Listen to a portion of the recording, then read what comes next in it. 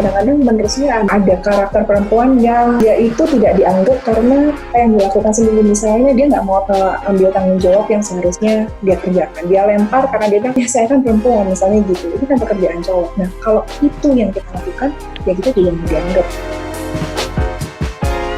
Selamat pagi, halo Petra Nestian, selamat datang kembali di Petra Business Insight. Saya Laksmi Kusuma Wardani. Hari ini kita ditemani oleh narasumber kita, Kesya Karin. Beliau adalah salah satu desainer interior muda Indonesia yang cukup dikenal luas karena karya-karyanya yang amazing, gitu ya. Kesya Karin ini adalah lulusan program studi desain interior Universitas Kristen Petra.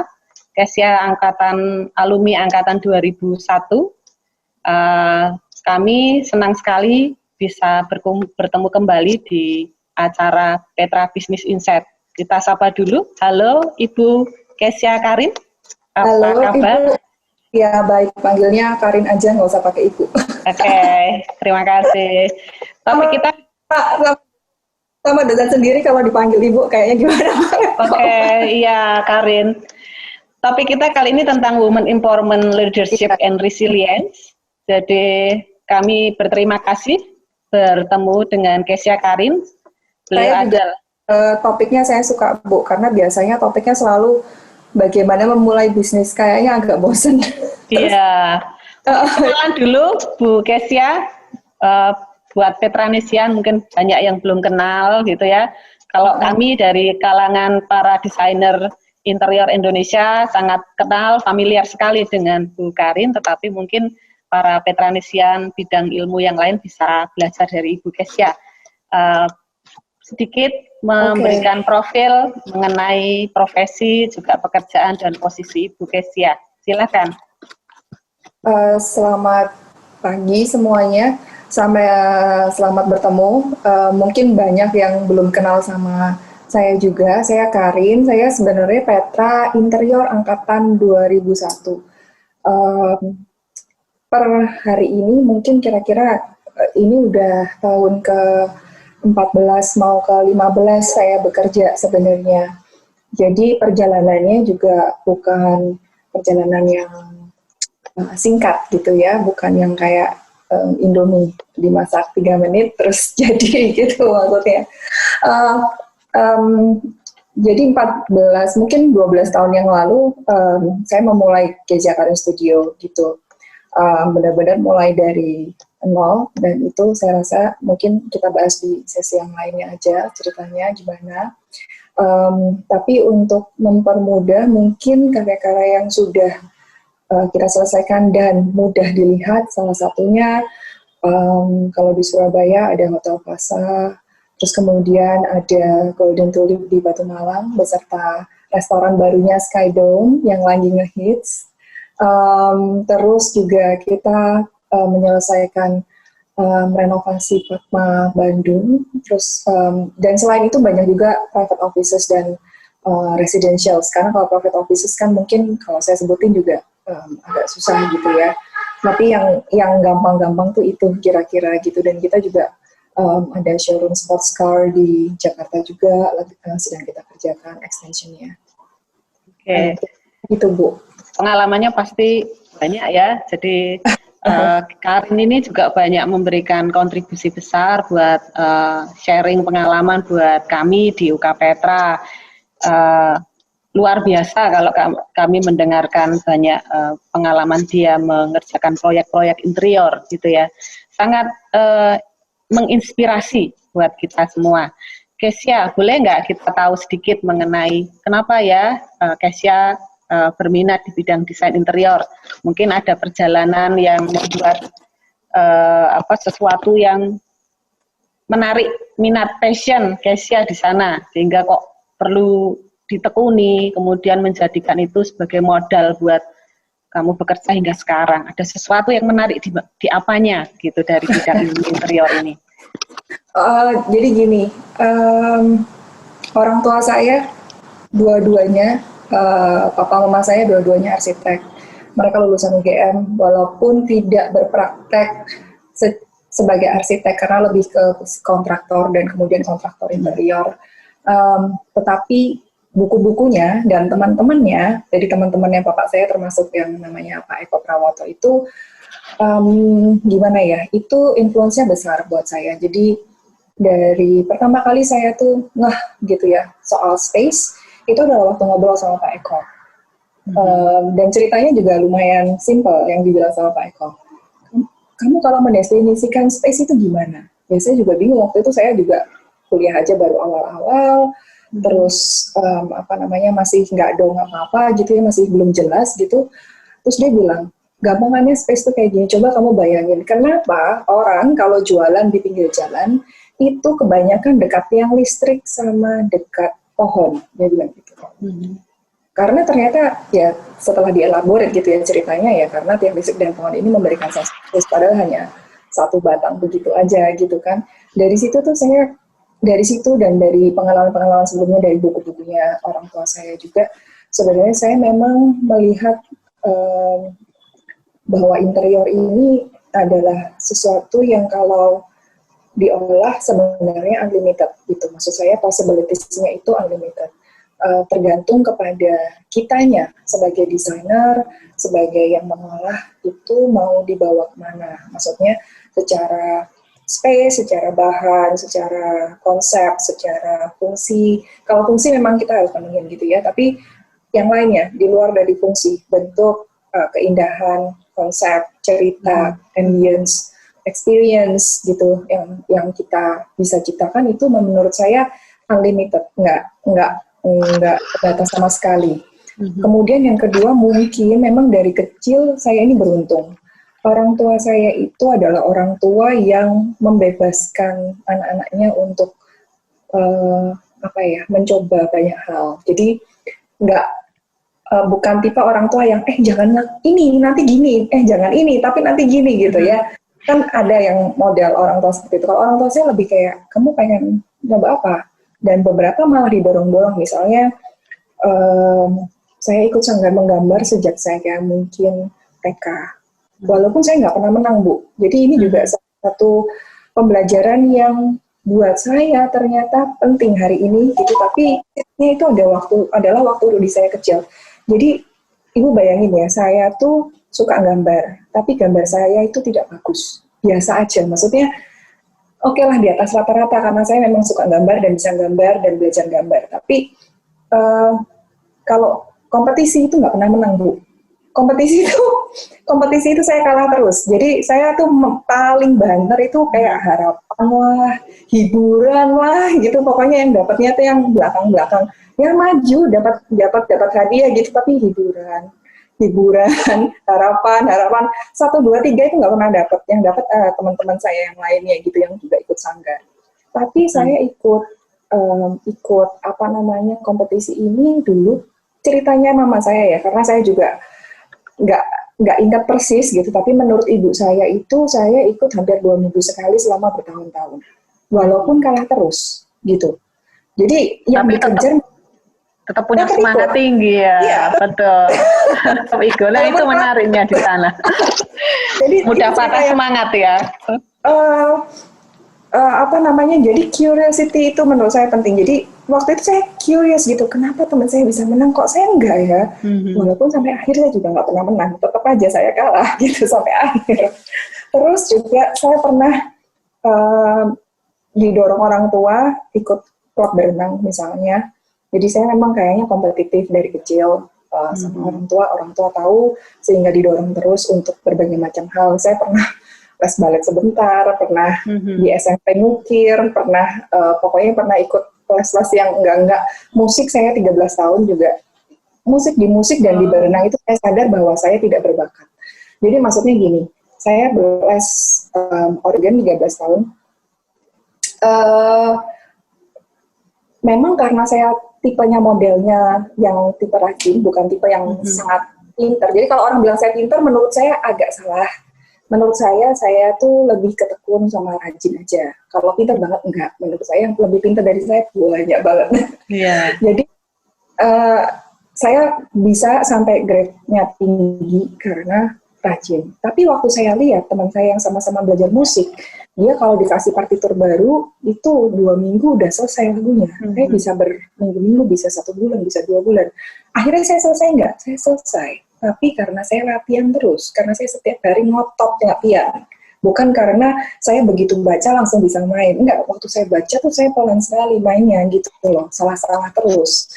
Terus kemudian berenang juga sama, ngotot ikut, bukan ngotot sih, dipaksa ikut lomba berenang. Padahal saya udah tahu saya ini badannya dulu ceking kurus gitu ya. Terus teman saya tuh yang ikut lomba berenang sama-sama satu kelas sama saya, badannya gede banget gitu kan. Nah, waktu saya 100 meter bolak-balik itu 2 kalinya waktunya teman saya waktu saya ikut lomba gitu kan. Tapi ya nggak apa-apa ya, ikut aja, loncat aja, masuk berenang sama terengah-engah gitu, udah nggak kuat gitu kan ya.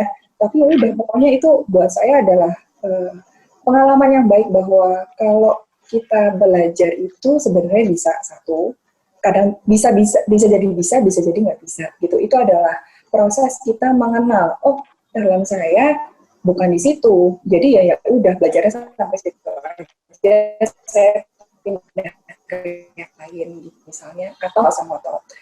Kedua, ternyata banyak yang lebih pintar dari saya dan yang lebih bisa dari saya, yang berenang, yang juara ada, yang gambar, yang selalu juara juga ada. Jadi kalah itu menurut saya dari saya kecil udah bagian biasa lah, kalah gitu udah sering gitu, kalah nggak dipanggil jelek gitu kerjaan. Karin, itu udah biasa. Oke, Karin, berarti itu kalau disimpulkan ada faktor eksternal internal gitu ya, ada kompetisi, ada sport, ada seni, ada motivasi yang menggerakkan Karin, kemudian akhirnya bisa menemukan passion-nya, ternyata bidang seni dan desain itu memang menarik saya buat. suka desain karena waktu itu orang tua bilang, papa saya bilang, kamu kenapa nggak masuk jadi arsitek aja, nilai kamu kan bagus, kebetulan nilai SMA saya bagus gitu. Terus saya bilang, saya udah lihat tuh ngikutin papa saya waktu saya kecil, papa saya ngecor bangunan, panas Bu, terus kayak di luar berdebu gitu kan. Saya bilang nggak mau Pak, saya nggak mau kalau panas-panas gitu. Jadi saya bilang saya di interior aja, karena saya pikir kalau di interior kan pasti bangunannya udah jadi, ternyata sih nggak juga sih sebenarnya. Jadi ternyata Karin ini terbuka wawasannya karena ada juga dari orang tua, keluarga, tapi juga ada dari arsitek gitu ya. Jadi yang menginspirasi itu ternyata tidak cuma dari ide pribadi, tetapi juga beberapa yang ada di sekitar Karin itu mendukung Karin untuk menjadi seorang desainer. Kira-kira Karin setelah sekian perjalanan proses Karin berkarya, apa sih akhirnya bisa menemukan filosofi yang mendasar gitu ya, yang bisa Karin bisa bagikan ke Petranisian, yang menginspirasi Karin untuk bisa jadi kekuatan mendesain itu harus bagaimana sih, harus apa yang diperkuat. Nah, mungkin ke arah filosofi, mungkin Karin bisa bagikan ke Petranisian. Mendesain Bu Laksmi, menurut saya sudah lihat banyak desain, tetapi yang bisa bertahan menunjukkan kualitasnya dalam jangka waktu yang lama, artinya tidak dalam waktu 1-2 tahun atau 3 tahun kemudian outdated, itu adalah yang berkonsep. Jadi pendekatan yang hanya mementingkan look, cuman asal bagus, asal cakep, itu menurut saya seperti orang kalau di make up aja, ya cakep kalau pakai make up, kalau udah nggak pakai make up ya nanti kelihatan aslinya gitu. Bisa jadi tetap cakep, kebanyakan tidak lebih cakep daripada setelah di make up. Jadi konsep itu seperti, menurut saya seperti kalau muka gitu ya, bone structure-nya gitu. Kalau bone structure-nya bagus, mau sudah tua umur 50 ya tetap cantik gitu. Cantiknya ya cantik umur 50 gitu ya, bukan cantik umur 25.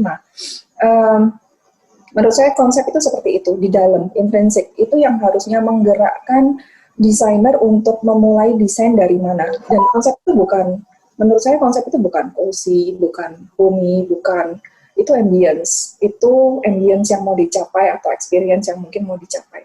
Tetapi konsep itu lebih kepada soul di dalamnya. Desain ini bermulanya dari apa, mau bikin apa yang mau dicapai. Terus kemudian ingredients-nya dapatnya dari mana ya, dari konsep. Ingredients-nya nggak bisa kalau cari di Pinterest atau cari di buku atau nyontek punya orang lain, apalagi gitu ya, nggak bisa. Jadi kita sebenarnya itu di dalam mau bikin apa, itu yang akan membuat desain dari awal. Kalau misalnya kita mendesain proyek besar ya, misalnya hotel. Kalau hotel itu kan ruangannya puluhan, Bu. Jadi bisa aja kalau kita nggak ada konsepnya dari satu ruangan ke ruangan lain, itu akan lari terus gitu loh. Konsepnya akan berbeda-beda sehingga tidak ada nggak ada kesatuannya. Kalau hanya look itu bisa terjadi seperti itu. Tapi kalau konsep rootnya dijaga, walaupun banyak variasinya, bentuknya bisa macam-macam. Jadi dengan konsep yang sama, bentukannya itu menurut saya bisa bervariasi. Looknya masih bisa bervariasi, tapi kalau konsepnya sama, akan terasa kesatuannya itu di dalam itu, dia sebenarnya lebih kalau perempuan itu inner beauty gitu ya, cantiknya di dalam bukan karena make up. Yang satu lagi kalau hanya bentuk, itu cantiknya karena polesan gitu maksudnya. Jadi saran saya itu untuk bisa belajar mengenai konsep ini lebih dalam, nguliknya lebih dalam gitu. Kalau bisa, kalau nyampe, kalau suka, kalau bisa, mungkin bisa belajar lebih ke arah filosofis juga gitu, filosofis gitu-gitu ya. Jadi lebih menarik gitu karena interiornya menurut saya begitu meleset sedikit jadinya dekorasi. Iya, gitu. Betul. Ya, jadi itu tuh menghilang bobotnya yang harusnya kualitasnya yang harusnya segini itu jadi tinggal segini gitu kalau menurut saya ya.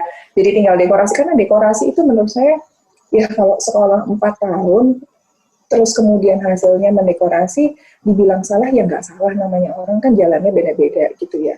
Tetapi kita bicara dari sisi interior designer yang benar-benar interior designer. Sayang, karena kenapa? Kalau cuma mau belajar dekorasi, belajar dari buku dan majalah, ibu rumah tangga yang nggak sekolah interior, ataupun orang-orang misalnya sekolahnya misalnya bisnis,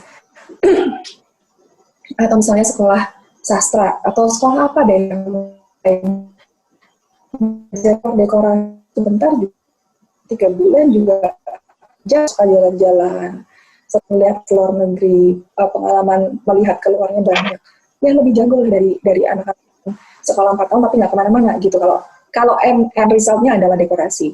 Nah memang again menurut saya tidak pernah salah kalau akhirnya orang itu memilih jalur itu. Tetapi yang kita bahas sekarang ini kan interior di sisi interiornya gitu ya, yang berkonsep, yang ada sisi teknikalnya. Desain itu adalah applied art, tidak pernah berat ke sisi art terlalu jauh, tidak pernah lebih berat ke sisi teknikal terlalu jauh. Desainer harus menguasai dua-duanya. Memang harus otak kiri dan kanan berjalan bersama. Dalam satu waktu yang sama, desainer harus bisa berpikir secara konseptual, makro, tetapi harus juga bisa langsung kepikir mikronya. Betul. Detailnya, materialnya, itu mikro. Terus kemudian globalnya yang besar adalah, ya ini, konsep ini ceritanya mau dibawa kemana keseluruhan. Jadi, nggak bisa nih cuma makro doang, ide, implementasi nggak bisa, technical nggak ngerti, gambar kerja tidak bisa, menjelaskan join nggak ngerti juga gitu, material, pengolahan material itu aja nggak bisa. Jadi memang harus di dua sisi ini menurut saya kalau mau bagus jalan bareng-bareng, dipikirin langsung bersamaan, nggak bisa kayak udah deh ini dulu, atau detail terus. Kalau detail terus akhirnya konsepnya lari. Jadi kan ngulik detail terus Bu, yang ruangan ini detailnya mau gini. Nah nanti di depan pertamanya modern, di belakang bisa jadi agak berbau-bau transisional atau Amerika. Detailnya. Nah itu sesuatu yang menurut saya sebenarnya sangat menarik gitu, karena kemudian exercise waktu saya baca buku misalnya, atau waktu saya belajar lebih dalam, saya berusaha untuk belajar di dua sisi itu. Maksud saya nggak melulu misalnya saya belajar melihat punya buku interior, tetapi juga belajar teknikal. Terus kemudian sisi logik gini ya, jadi interior designer itu menurut saya juga harus sangat logis. Nggak bisa kalau nggak jalan. Karena design phase itu harus gimana ya, jangan lompat-lompat design phase gitu. Kalau design phase lompat untuk proyek rumah tinggal nggak apa-apa. Proyek-proyek kecil di bawah mungkin 50 meter persegi mungkin nggak apa-apa. Tapi kita juga nggak pernah melakukan gitu. Nggak apa-apa tuh maksudnya mungkin ada yang bisa selesai gitu ya, nggak menutup kemungkinan. Kita kan nggak bisa bilang nggak juga gitu, buktinya ada yang bisa. Tetapi untuk project, kita ngomongin project yang skalanya lebih besar, phase-nya itu harus jelas, cara berpikirnya harus runtut gitu, mulai dari pengumpulan data. Jadi kalau ada orang yang nanya, oke, ini sebenarnya yang dilakukan apa? Mau tahu? Yang dilakukan persis sama zaman kuliah, nggak ada yang dibedain. Jadi awal kita collect data gitu ya, collect data itu bisa macam-macam, mulai dari yang saya lakukan paling banyak sebenarnya adalah survei dan ngobrol sama klien. Untuk mencari sumber gagasan gitu ya? Ya, betul. Karena bagaimanapun klien ini bilang dia nggak ngerti maunya apa, selalu ada clue-nya. Jadi ada satu hal yang saya juga pelajarin bahwa desain ini sebenarnya ilmu manusia. Maksudnya, kita juga harus sangat bisa mendengarkan orang. Karena orang itu ada yang bisa ngomongnya eksplisit, saya maunya ruangannya A, B, C, D, E, atau bahkan udah ada seleranya. Dia kebetulan orang yang melek desain gitu ya Bu ya, bahasanya ya sangat ngerti desain sehingga dia udah bisa bahasanya udah tinggi, ada ando gitu ngomongnya. Ya kan, ngomongnya udah desainer di sana udah melek gitu. Kali Lesler Andrevo dia pasti. Karena dia mungkin suka jalan-jalan ke luar negeri dan kemudian kalau tinggal di hotel bagus dia cek ini desainernya siapa, arsiteknya siapa, bisa jadi begitu kan. Memang dia ada di situ cuman bekerjanya tidak sebagai interior designer atau arsitek. Nah, tapi banyak orang yang misalnya kerjanya mining gitu, bisnisnya mining. Ya dia kalau suruh menerjemahkan ruangan interior ya gitu-gitu aja bahasanya gitu kan. Saya maunya yang buat entertain klien, gini. Tapi kan kita bisa melihat, jadi analisa kita juga harus bagus. Analisa itu bisa dari yang data-data yang terlihat, yang maksudnya on paper gitu ya. Itu bisa dari data klien, bisa dari perusahaan, visi misi perusahaan dan sebagainya. Tapi bisa juga dengan kita melihat bagaimana cara klien ini berkomunikasi sama kita. Bajunya pakai apa? Kantornya yang sekarang kayak gimana? Dia interaksi sama orang bagaimana, bisnisnya modelnya apa, itu kita harus tahu dan harus melihat. Kita nggak bisa kayak meraba-raba gitu aja. Setelah datanya terkumpul, kemudian kita buat konsepnya. Biasanya kalau datanya lengkap, konsepnya itu nggak akan lari jauh-jauh, jadi kita nggak akan sampai itu. Sangat jarang di proyek kita revisinya adalah revisi konsep. Biasanya konsepnya udah benar, terus kemudian arahnya udah jelas, udah sesuai, bukan benar tapi sesuai dengan kebutuhan kliennya ya. Menjawab kebutuhan dan keinginannya klien. Terus yang revisi adalah revisi minor lah. Jadi perubahan layout. Gitu-gitu menurut saya itu sebenarnya minor karena itu bukan konsep. Kemudian yang hal lain yang kita perlu belajarin itu adalah tidak ada gunanya dan tidak ada fungsinya bertengkar dengan klien. Itu harus kita pegang karena bagaimanapun mereka klien kita, kalau itu rumah nanti yang tinggal mereka, kalau itu hotel nanti yang running mereka, yang rugi atau yang profit itu mereka. Kalau profit kita juga nggak dapat, kalau rugi kita juga nggak disuruh nanggung. Tapi kalau desainernya malu, kalau rugi desainernya ya kan. Intinya logis sesuai dengan yang dibutuhkan oleh klien kan gitu ya. Betul, karena gini, saya termasuk mungkin desainer yang lumayan lebih ke arah pragmatis juga, walaupun saya tapi juga lebih dari itu kita buat tuh. Tapi kalau kliennya nggak suka, hanya untuk dipaksain. Yang ada malah nanti proyeknya nggak selesai bertengkar. Jadi kita harus, itu yang saya bilang ilmu manusia ya Bu ya, kita jadi harus ngerti gitu, ini komunikasi arahnya kemana, si klien maunya arahnya kemana, maunya kemana. Itu biasanya kita, tapi kemauannya klien saya ini nggak bagus. Ya tugas kamu sebagai desainer untuk mengemas, kemauannya tetap ada, needs-nya tetap masuk, yang dia kepengen semuanya ada, tapi bentuknya bagus. Itu benar. Kan udah saya bilang, desain itu unlimited. Jadi tergantung mau mengolahnya caranya gimana. Tapi nggak bisa ideal. Yes, kita juga punya proyek banyak sekali yang nggak ideal. Dan kalau kliennya happy, tapi proyeknya nggak ideal, isn't that the result yang kita mau gitu kalau kliennya happy? Ya kan? Nanti kliennya happy, dan next temennya bikin proyek ideal, why not gitu. Jadi mindsetnya itu adalah mindset panjang gitu. Kalau saya bukan mindset pendek gitu ya. Kalau mindset pendek adalah satu kali hit, kalau nggak kalau gitu. Kalau kita kadang-kadang ya jangka panjangnya karena klien kita baik banyak yang repeat gitu Bu, banyak yang repeat, dan sebenarnya in interior business the best client adalah klien yang repeat client is the best so far. Betul. Karin, proyeknya ini kan banyak, pekerjaan Karin ini banyak di bidang penyelesaian terhadap permasalahan residensial, kemudian ada office, ada perhotelan, kemudian ada juga restoran nih. Pasti akan banyak proses yang dilewati selama mengerjakan proyek itu. Boleh nggak Karin bercerita sedikit mengenai tantangan apa saja yang dihadapi ketika menyelesaikan proyek-proyek itu? Jadi perjalanan karir Kezia ketika melewati proses dari awal 2000 setelah lulus sampai kemudian sekarang menjadi profesional desainer yang terkenal begitu ya, proyeknya banyak di luar dan di dalam negeri gitu, pasti nggak gampang gitu ya, pasti banyak tantangannya. Kezia bisa cerita ke kami tantangannya selama berproses di dalam pengerjaan proyek-proyek itu apa yang bisa dibagikan ke kita. Silakan Kezia. Yang pertama gini Bu, bagaimanapun kita posisi sebagai wanita itu kalau di project gitu ya, di awal apalagi waktu masih muda, kalau sekarang oke lah, mungkin orang udah pernah dengar kita, udah pernah lihat yang kita kerjakan, jadi ada credentials yang maksudnya cukup bagi mereka buat mereka untuk percaya sama kita. Tetapi dulu di awal-awal apalagi masih muda, kesulitannya adalah kita ini nggak punya portfolio. Tapi itu saya rasa dialamin oleh semua desainer baru gitu ya. Semua orang ngalamin nggak punya portfolio karena memang ya baru kerja setahun 2 tahun, portfolionya emang bisa berapa biji gitu kan. Punya portfolio kerja 1-2 tahun tuh punya portfolio yang bisa difoto zaman saya ya. Kalau sekarang sih udah lebih maju, saya rasa udah berbeda eranya.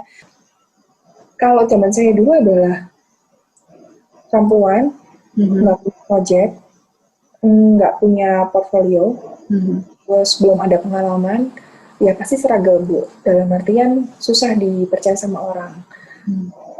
Banyak sekali, ini salah satu sisi yang mungkin nggak enak gitu ya, tapi memang bagian dari cerita itu adalah mereka mempertanyakan gitu, kalau anak barusan lulusnya dari kata, apakah bisa dipercaya untuk menyelesaikan proyek, karena pengalaman mereka ini banyak yang setelah dikasih proyek tapi kemudian bermasalah, terus kemudian orangnya tidak bisa dihubungi lagi atau lari.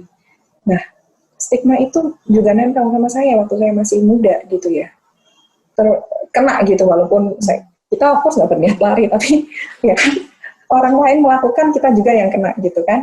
Nah, untuk supaya stigma itu hilang, ya yang bisa kita lakukan adalah kalau pas kita dapat project gitu kan, ya kita dimarahin, diomelin, ada masalah tetap datang ke project, tetap ada gitu, nggak menghilang, bisa selesai sampai selesai. Karena project itu di tengah-tengah pengalaman saya banyak masalahnya. Yang menentukan pada akhirnya nanti hubungan kita dengan klien baik atau tidak, itu adalah konsistensi kita sampai menyelesaikan proyek itu. Kalau kita bisa konsisten, walaupun ada masalah, akhirnya klien juga paham bahwa masalah ini bukan salahnya desainer. Ini proyek interior tuh masalahnya banyak sekali, sehingga kalau kita tidak hati-hati, bisa saja terlihat sebagai kesalahannya konsultan, padahal bukan gitu. Nah, tugas kita adalah konsisten, ada datanya lengkap, meeting datang, diomelin, ya kita jelasin sebisanya, kita menjelaskan, nggak lari gitu. Itu yang di awal. Jadi mental tuh menurut saya di awal sangat penting, lebih dari portfolio, karena portfolionya emang nggak ada, 0 portfolionya. Jadi mentalnya nggak tahan, misalnya ya dimarahin, terus besoknya ya, kalau mau tahu dulu zaman saya muda, habis saya dimarahin di lapangan, pulang ya nangis sebenarnya, tapi nangisnya nggak di lapangan, nangisnya di rumah. Nangis, padahal dulu nggak di rumah, di kos-kosan ya kan, nangis sendirian tuh, nangis di kos-kosan. Mengalami nggak? Mengalami. Berpikiran nggak? Aduh gimana ya, nggak mungkin bisa ini rasanya.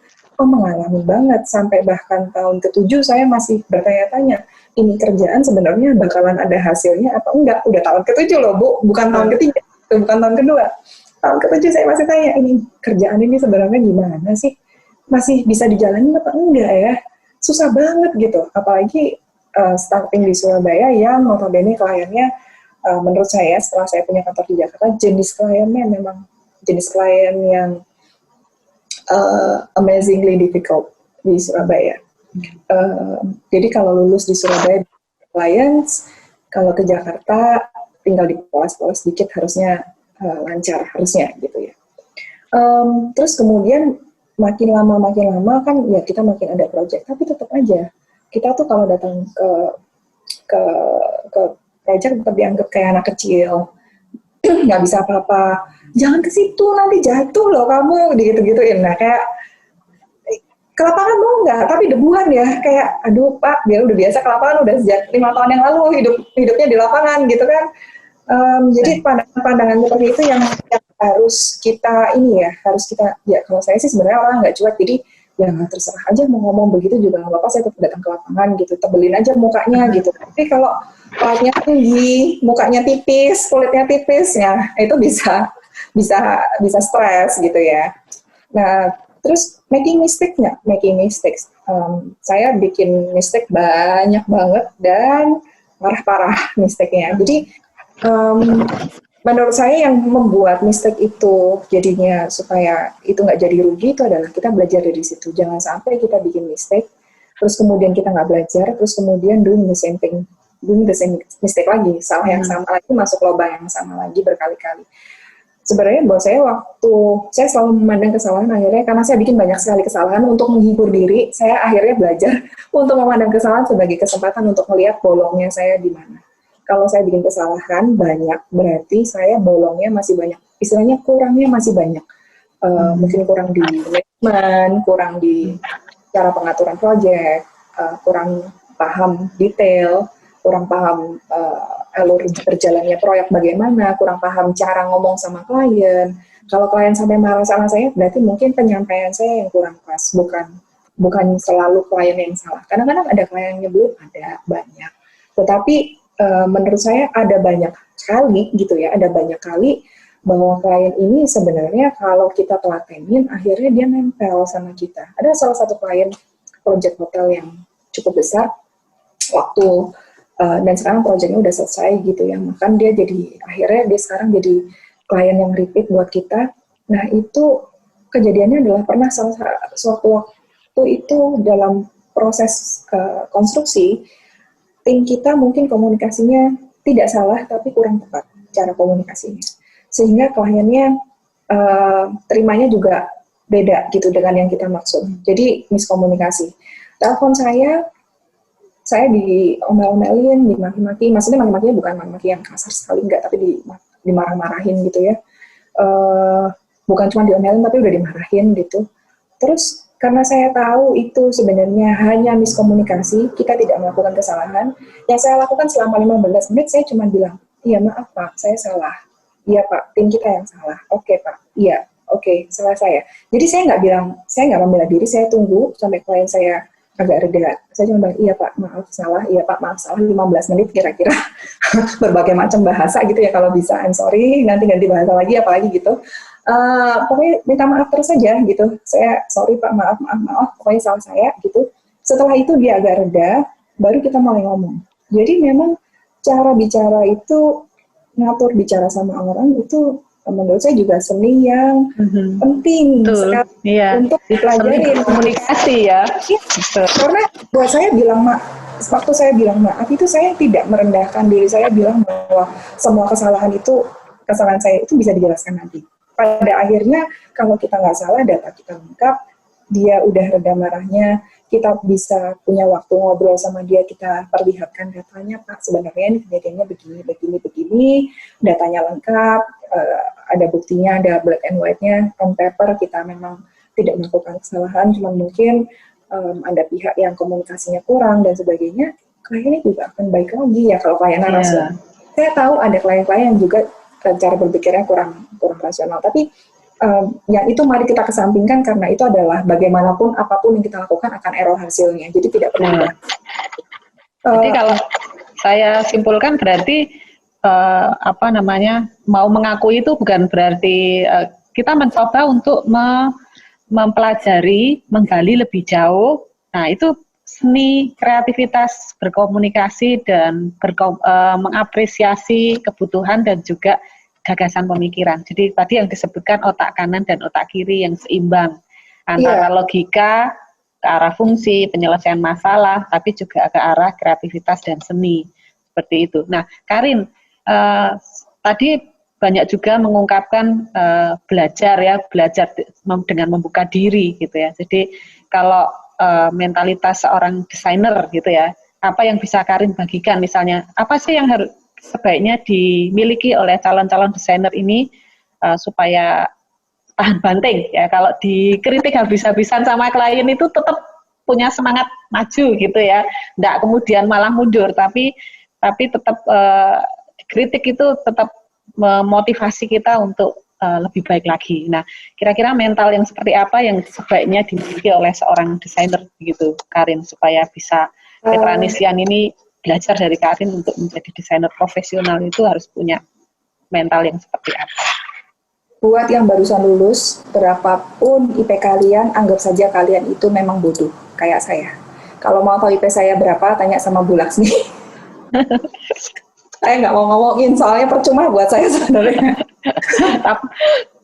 Jadi buat saya gini, angka IP di kuliahan, berapapun pencapaiannya, mau kuliahnya dimanapun juga, saya udah ketemu sama orang yang kuliah di luar negeri, dan beberapa teman-teman saya juga kuliahnya di luar negeri. Tetapi kalau kita barusan lulus, ada baiknya kita punya mental seorang pembelajar. Maksudnya gini, kita tahu bahwa yang kita tahu itu sangat sedikit dan sangat kurang. Terlalu banyak yang kita tidak tahu. Yang kita tidak tahu itu mungkin 99%, yang kita tahu 1% aja. Ini hasil kuliah 1% ini. Gitu. Ini tidak menyalahkan perkuliahannya, tetapi menurut saya memang bekerja ya begitu. Jadi terlalu banyak hal yang misalnya ya cara manage project misalnya, ya pasti kita nggak tahu lah Bu. Kalau nggak pengalaman gimana caranya? Cara menghandle orang. Ya nggak pernah lah, belum pernah punya staff gitu ya, belum pernah punya subordinate di bawah kita atau sub vendor di bawah kita yang harus kita atur-atur padahal bukan company kita gitu. Bagaimana caranya mengendalikan mereka, gimana caranya kontrol, gimana caranya membuat mereka supaya bisa on time dan yang lain-lain. Itu adalah ilmu-ilmu yang menurut saya memang tidak bisa dipelajarin pada saat kuliah gitu. Terus kemudian yang berhubungan tapi juga menurut saya mungkin tidak bisa detail adalah tentang detailing interior, konsep, terus kemudian cara berkomunikasi. Cara berkomunikasi ini kan prakteknya di luar. Mungkin kita bisa dapat ilmu komunikasinya di kampus, kalau misalnya ada mata kuliahnya, saya nggak tahu, kalau zaman saya kan nggak ada Bu, ya, ilmu komunikasi itu nggak ada. Kalau sekarang mungkin ada, itu juga masih kan teorinya. Pada saat prakteknya ini kan ujiannya pada saat kita sebagai desainer diomelin orang atau ada konflik resolusinya gimana? Bisa nggak resolusi konflik tanpa bertengkar? Bisa nggak resolusi konflik tanpa ngambek, tanpa mutung gitu, tanpa berhenti gitu kan, tanpa besok ganti nomor dan nggak bisa dihubungi lagi gitu, menghilang gitu misalnya. Bisa nggak? Berani nggak? Punya kebesaran hati untuk menerima kemarin udah dimarah-marahin, hari ini harus datang lagi nggak? Atau minggu depan harus datang lagi nggak? Misalnya gitu. Nah itu penting. Jadi dan juga penting bahwa mengerti. Sampai hari ini, saya sebagai desainer selalu put in mind bahwa ada hal yang klien tahu, yang saya juga nggak tahu. Pasti ada, gitu. Kebutuhannya dia itu dia yang tahu, bukan kita yang tahu. Jadi, apakah kita harus ngeyel, gitu menurut saya? Ya enggak, akan lebih baik, lebih wise kalau kita dengerin dulu, terus kemudian kita rangkum, kita terjemahkan lagi, gitu kan. Jadi, itu juga kita selalu belajar. Terus kemudian belajar dari konsultan lain. Jangan menang-menang karena kita konsultan interior gitu ya. Kita merasa semuanya ngerti. Sampai hari ini saya kalau meeting dengan lighting consultant yang namanya Pak Hadi Komara, itu saya selalu bilang sama tim saya selalu saya ajak, saya ikutin. Terus kemudian saya bilang gimana tadi meetingnya? Kayak kuliah lighting 2 SKS kan? Saya bilang gitu. Karena sampai hari ini saya masih belajar dan saya senang sekali kalau meeting dengan Pak Hadi ini.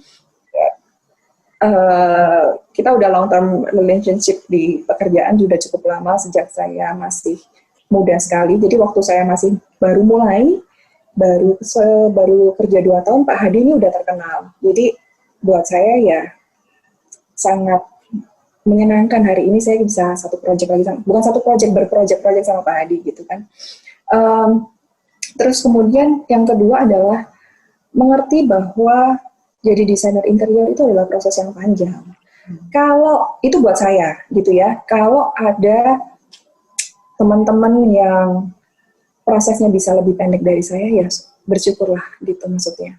Tapi kalau ditanya sama saya lihat teman-teman saya kebanyakan prosesnya panjang. Jadi biasanya di atas 5 tahun, di atas 6 tahun gitu. Bahkan ada yang mendekatin 10 tahun baru jadi. Kayak saya sebenarnya mendekatin 10 tahun tuh baru lumayan kelihatan hasilnya. Which is sebenarnya panjang banget itu. Dan yang lebih cepat dari saya juga banyak. Jadi saya kalau dibilang saya hebat, menurut saya juga enggak. Karena yang lebih cepat dari saya naiknya juga banyak. Tapi dari proses itu sebenarnya yang perlu kita hargain adalah proses itu kalau kita jalani dengan baik, itu akan membuat kita matang luar dalam. Jadi matangnya itu nggak cuma di luar, bukan cuma desainnya aja matang, tetapi cara pemikiran, pengetahuan, terus kemudian karakter kita juga ikut matang. Sedangkan dan buat saya ini sangat menguntungkan. Kenapa? Karena kalau karakternya lebih matang, desainnya tuh otomatis jadi lebih bagus. Itu udah satu paket menurut saya.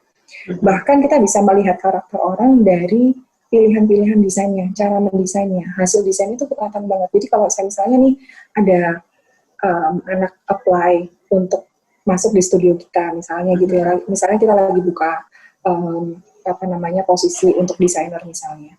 Nah itu dari bentukan desainnya, bukan dia belum tes, belum ngapa-ngapain, cuman baru kirim portfolio aja, kita bisa tahu anak ini tuh pengetahuannya sampai di mana, karakternya kira-kira gimana dan sebagainya.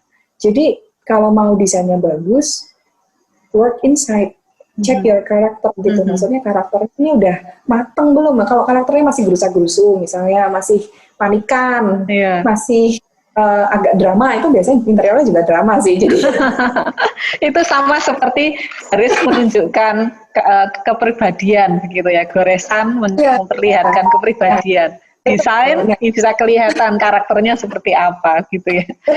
Betul. Jadi itu menurut saya penting. Terus kemudian yang ketiga, saya saran salah satu hal yang kalau misalnya ditanya mau saya perbaikin adalah mungkin saya akan masuk ke salah satu company yang besar dan mungkin stay di sana sampai 3-4 tahun gitu ya.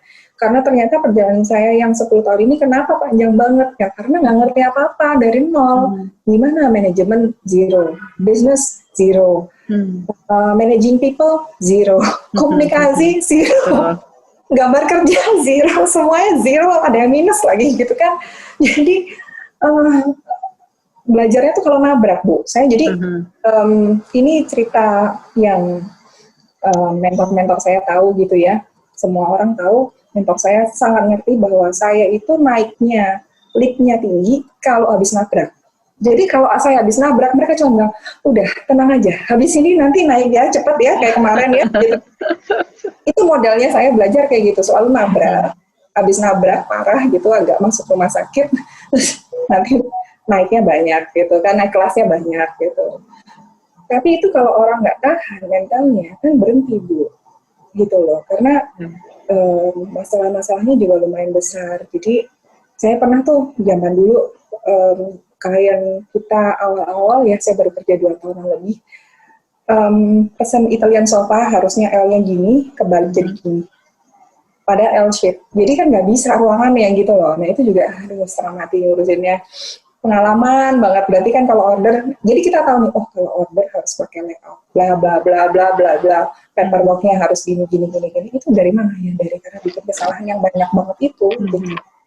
Ya kalau, jadi desain itu jadi menarik, jadi bagus kualitasnya karena brainstorming juga, berangkat dari kesalahan juga gitu ya. Iya. Tapi karena ada tim yang bagus, saling berdiskusi, berdialog, kemudian saling mendukung. Jadi Bu Karin ini akan naik lagi semangatnya ketika mendapatkan. Saya sebenarnya bersyukur waktu perjalanan saya itu ada mentor-mentor yang maksudnya ngajarin mau ngajarin dan mau menenangkan saya kalau saya lagi pusing gitu maksudnya. Udah pusing, nangis-nangis, bingung gimana ini udah mau berhenti aja apa gimana. Saya berkali-kali sebenarnya at least dalam perjalanan karir saya tuh saya berpikir untuk berhenti 2 kali, Bu. Jadi bukannya saya nggak kepikiran buat berhenti juga karena memang pekerjaannya itu susah menurut saya. Sampai hari ini saya sampai hari ini tidak berpendapat bahwa bekerja interior itu adalah jadi desainer interior adalah pilihan yang mudah. Menurut saya itu tetap bagaimanapun adalah pilihan yang cukup berat gitu, terutama buat perempuan karena banyak tantangannya gitu ya. Jadi memang harus jadi tough karena urusannya pernah nih kita meeting ya satu ruangan 30 orang, perempuannya cuma 2 misalnya gitu. Nah itu 2 pun itu saya dan tim saya.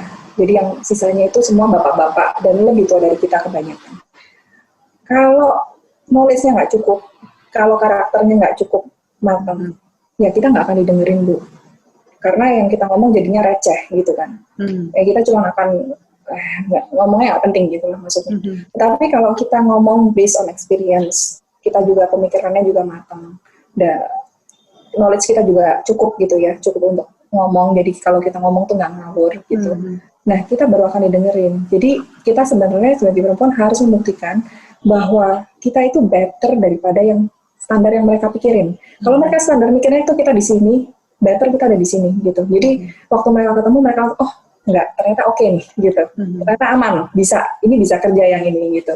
Jadi itu salah satu hal yang menurut saya penting. Terus kemudian juga tidak memposisikan diri lebih tinggi atau lebih rendah dari rekan-rekan kita. Maksudnya konsultan itu sejajar gitu ya. Kalaupun kita perempuan jangan gimana ya, kadang-kadang menurut saya ada karakter perempuan yang dia itu tidak dianggap karena kelakuannya sendiri, karena apa yang dilakukan sendiri. Misalnya dia nggak mau ambil tanggung jawab yang seharusnya dia kerjakan, dia lempar karena dia bilang ya saya kan perempuan misalnya gitu, ini kan pekerjaan cowok. Nah kalau itu yang kita lakukan ya kita juga nggak dianggap, nggak bisa sejajar karena kita sendiri yang memposisikan diri sebagai saya perempuan, kamu cowok, ini tanggung jawab kamu bukan tanggung jawab saya gitu kan. Itu sebenarnya kita sedang memposisikan inferior di bawahnya gitu. Nah, kalau kita memposisikan diri kita seperti itu di posisi yang lebih rendah, ya jangan tanya dong kenapa misalnya kurang dianggap, kenapa nggak didengerin dan sebagainya. Begitu menurut saya.